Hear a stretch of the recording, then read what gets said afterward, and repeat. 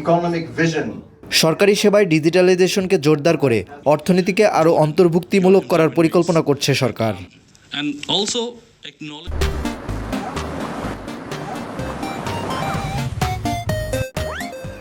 তিনজন রাজধানীর এক গোলটেবিল আলোচনায় অর্থ ও পরিকল্পনা মন্ত্রী আমির খসরু মাহমুদ চৌধুরী বলেন, অতিরিক্ত বিধিনিষেধ ও সীমিত গোষ্ঠীর আধিপত্য ব্যবসার পরিবেশকে বাধাগ্রস্ত করছে। এ অবস্থা থেকে বেরিয়ে আসতে ডিসেন্ট্রালাইজেশনের উদ্যোগ নেওয়া হয়েছে। We are going for total digitalization, because এখানে আমি ট্যাক্সেশন সিস্টেমের মধ্যে ডিজিটাল এখানে হচ্ছে সবচেয়ে অ্যাপ্রোপ্রিয়েট। সবচেয়ে বেশি করাপশন হচ্ছে এই ট্যাক্সেশনে, এই জন্য আমরা ওইখানে খুব জোর দিচ্ছি to digitalise taxation and also for everything else, even for the port.